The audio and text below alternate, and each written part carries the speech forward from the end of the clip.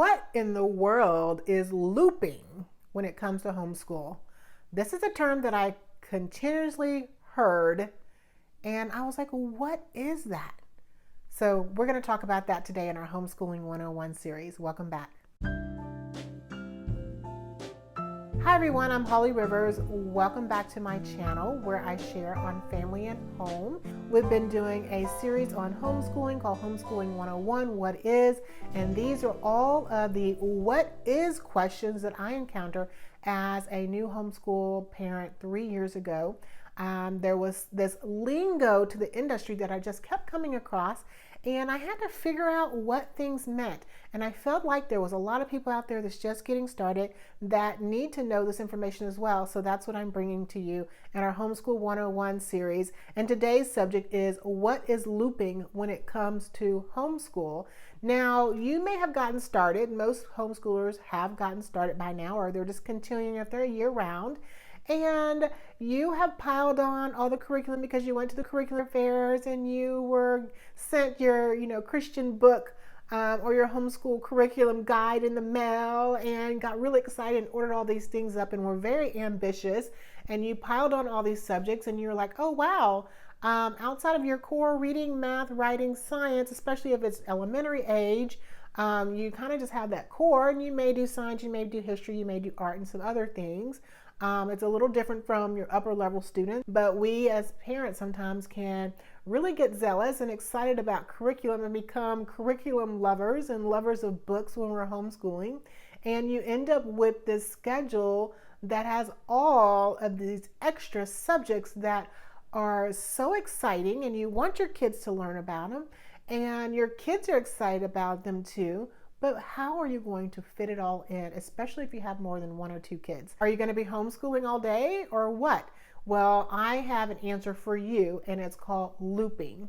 So what exactly is looping? Now, looping I saw in public school when my daughter was in public school for 6 months, and they looped subjects like art and PE and music. And so those were the three subjects that they looped on. And as the weeks went by, they would just take turns rotating through each one of those subjects versus scheduling it for a particular day. So they didn't just say, oh, we're having art on Tuesdays, we're doing music on Wednesdays, and every Friday we're going to do PE. It wasn't that. It rotated throughout the week. So they had what they were called extracurricular days. And as those days rolled around, they would loop it. So if this week they had PE on that day, the next week they would have art. And although they would have each of those subjects almost every week, it would maybe fall on a different day because they would continue to rotate through them. So there's 5 days in a week, and they have these 3 extra subjects that they wanted to make sure the kids got to experience and learn through and have fun with. And so say they started on Monday with PE, art, music, PE, art, music. By the time Monday came back around, it wasn't PE anymore. It was Monday. It was going to be music, and then it would keep going, PE, art, music. And then the next Monday, it wouldn't be that same subject. It would just keep rotating. And so you would make sure that each one of those subjects were being covered and that that curriculum was being met and fulfilled from beginning to end. And that's exactly what looping is in our homeschools as well.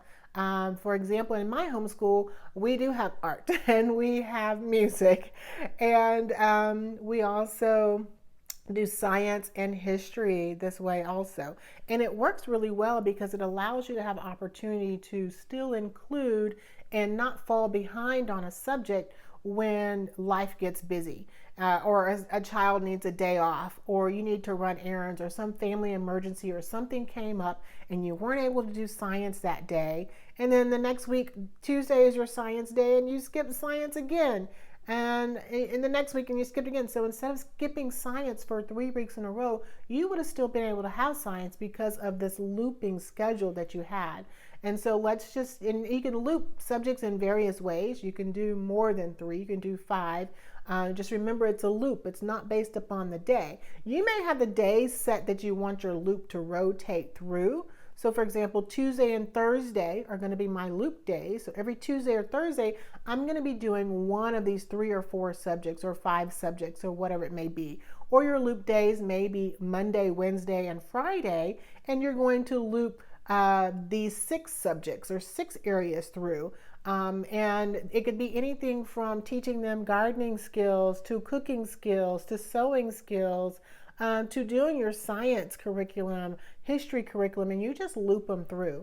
So it could even be home economics, where you're wanting to spend an hour teaching them home economics, how the home operates and functions for an hour, and you build that into your day and curriculum. And that's actually a really good idea because it's going to help you maintain the integrity of your home and cleanliness of your home. And we all know as homeschool parents or anyone that's working in the home how important it is to be able to have a clean home and keep it maintained when there's people living in it and working in it and playing in it all the time.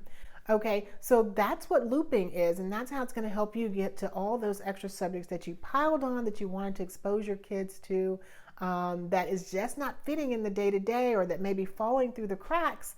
Now you know a way that you can include it and fit it in with your homeschool, and basically it's just that reoccurring those subjects one at a time, not by date, and you begin with your curriculum and you just keep doing it until you end and complete your curriculum or what you're wanting to achieve with that project. So I hope this was helpful for you. If it was, be sure to give it a thumbs up. Thank you so much for joining the community. If you're new, welcome to the community. We are glad to have you here. Be sure to give this video a like. It really helps push my video out to other people that may need to hear about this subject. I just really appreciate you guys so much for being a part of my community, and I look forward to seeing you guys in the next video. Until then, bye.